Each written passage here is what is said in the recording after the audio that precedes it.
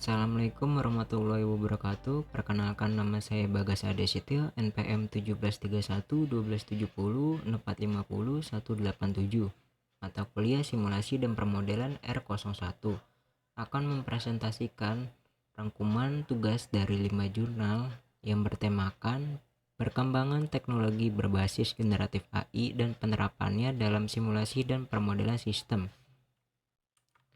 Jurnal pertama, pemanfaatan model neural network dalam generasi baru pertanian presisi di perkebunan kelapa sawit. Era revolusi industri 4.0 dengan penggunaan Internet of Things, Big Data, dan Artificial Intelligence mendorong pertanian presisi ke tingkat yang lebih lanjut atau Next Generation Precision Farming. Teknologi yang dapat mengklasifikasikan atau classification, mengelompokkan atau clustering, mengestimasi atau estimation, dan memprediksi atau forecasting merupakan salah satu fokus dalam penerapan pertanian presisi.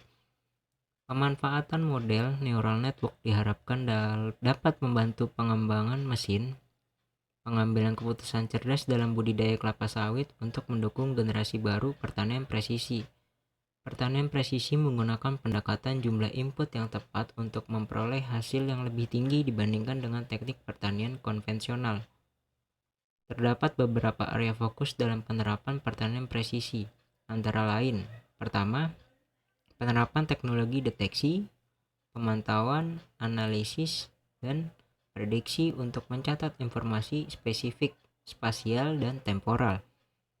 Kedua, penggunaan dan integrasi berbagai teknologi berorientasi aplikasi.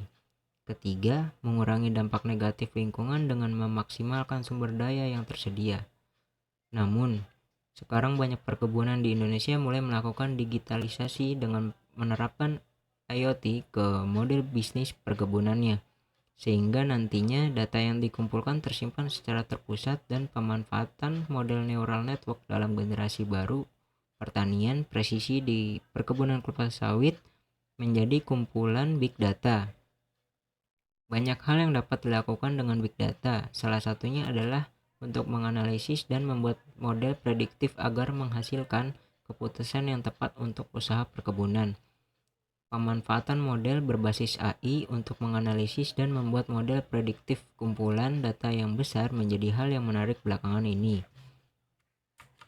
Jurnal kedua, pemodelan dan simulasi berbasis agen untuk sistem industri kuliner. Industri kuliner merupakan salah satu aspek yang seringkali menjadi perhatian dalam menganalisis suatu kebijakan yang berkaitan dengan pengembangan suatu wilayah. Untuk melakukan analisis kebijakan ini cukup kompleks. Hal ini terlihat dari banyaknya faktor yang dapat mempengaruhi pertumbuhan industri kuliner seperti faktor konsumen, pelaku usaha kuliner, pemerintah, dan lingkungan. Kompleksitas ini mengindikasikan diperlukannya suatu model yang komprehensif untuk digunakan dalam menganalisis kebijakan. Seperti kebijakan yang dilakukan oleh pemerintah berkaitan dengan pengembangan industri kuliner di suatu wilayah. Tujuan dari penelitian ini adalah menghasilkan model simulasi yang menggambarkan tingkat pertumbuhan industri kuliner di suatu kawasan. Penelitian ini memiliki beberapa batasan, yaitu objek yang diteliti adalah konsumen, usaha kuliner, pemerintah, dan lingkungan. Model bersifat deskriptif atau prediktif dan generik untuk sektor industri kuliner. Validasi model dilihat dari kelogisan perilaku model. Data berasal dari data hipotesis dan data sekunder. Tingkat abstraksi atau kerumitan dari suatu pemodelan sistem beragam, tergantung dari sistem apa yang dimodelkan. Tahapan studi literatur.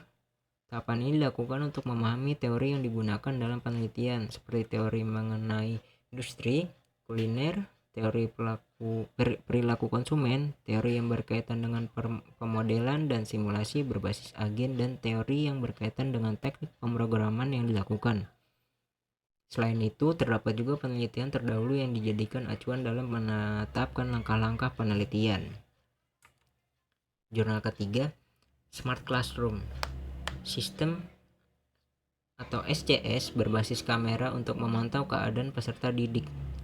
Penelitian ini dikembangkan Smart Classroom System atau SCS yaitu ruang kelas yang mampu melihat dan mengamati keadaan peserta didik secara visual layaknya manusia.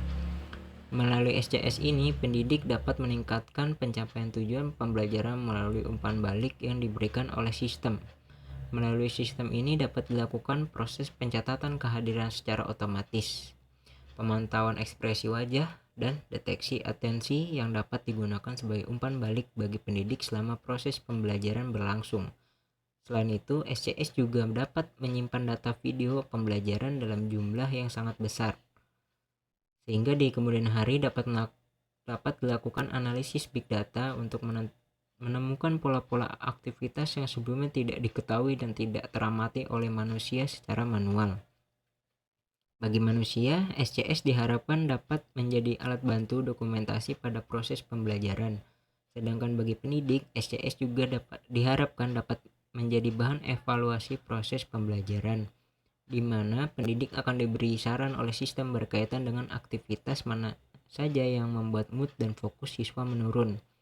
Komponen Smart Classroom yang dikembangkan oleh Si dan kawan-kawan meliputi pemanfaatan pointer sebagai mouse virtual, penggunaan teknologi biometrik, pengenalan wajah, dan pengenal suara untuk verifikasi hak akses pendidik ke ruang kelas, pemanfaatan kameramen cerdas yang mampu melakukan autofocus dan merekam kegiatan pembelajaran secara otomatis,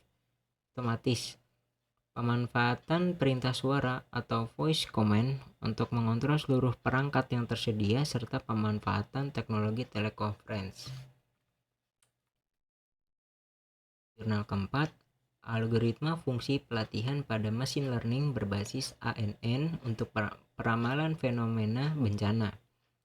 Tujuan peneliti ini adalah untuk menganalisis keakuratan kinerja atau performance metode backpropagation standar dan melakukan optimasi fungsi pelatihan dengan metode one step second atau OSS dan Bayesian regulation, sehingga diperoleh hasil perbandingan dari 3 metode tersebut dalam pencarian hasil terbaik untuk pelaksanaan data peramalan fenomena bencana. Fungsi pelatihan pada teknik machine learning dengan ANN, metode backpropagation dapat dihasilkan keakuratan peramalan berbeda-beda, bergantung kepada parameter masukan dan data terprediksi. Pemanfaatan fungsi pelatihan untuk pemberian kinerja yang optimal telah digunakan secara luas dalam penyelesaian masalah dengan tingkat kekomplekan tinggi. Jurnal ini dengan pembahasan tentang metode fungsi perlatihan untuk penyelesaian masalah, sedangkan dataset bencana alam hanya digunakan untuk bantuan pembuktian dan proses pengukuran kinerja.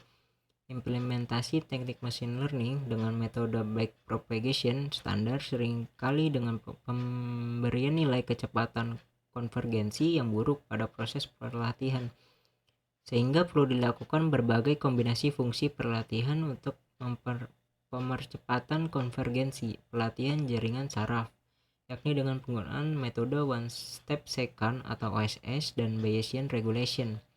Keakuratan dan kinerja dari metode backpropagation standar dianalisis dan dibandingkan terhadap metode one step second atau OSS dan Bayesian regulation yang merupakan pengembangan dari metode backpropagation. Jurnal kelima, penerapan teknik digital prototyping dalam perencanaan dan pembuatan model produk berbasis generatif design. Dengan teknik digital prototyping, produk yang didesain dengan konsep generatif design dan topologi optimization, perancang dapat memvisualisasikan dan mensimulasikan produk yang akan dibuat mulai dari rancangannya, analisis kekuatan sampai proses pembuatan produk. Tujuan dari penelitian ini adalah untuk melakukan optimasi topologi dari model produk hasil generatif design, mengetahui kekuatan model melalui stress analisis menggunakan optimasi topologi 50%, 60%, dan 70% dari model produk hasil generatif design, dan mengetahui hasil produk yang dibentuk dengan 3D printing dalam pembuatan prototipe model hasil generatif design. Untuk merancang dan membuat model produk menggunakan teknik digital prototyping dengan menggunakan optimasi topologi dari model produk hasil generatif design menggunakan mesin printer 3 dimensi. Dengan teknik digital prototyping, produk yang didesain dengan konsep generatif design dan topologi optimization ini diharapkan mampu mengurangi waktu dan biaya pembuatan. Perancangan dan pembuatan suatu produk menggunakan teknik digital prototyping juga tidak memerlukan peralatan yang banyak, dan proses pembuatannya dilakukan oleh sistem komputerisasi sehingga risiko terjadi kesalahan ataupun human error sangat minim. Sekian, terima kasih.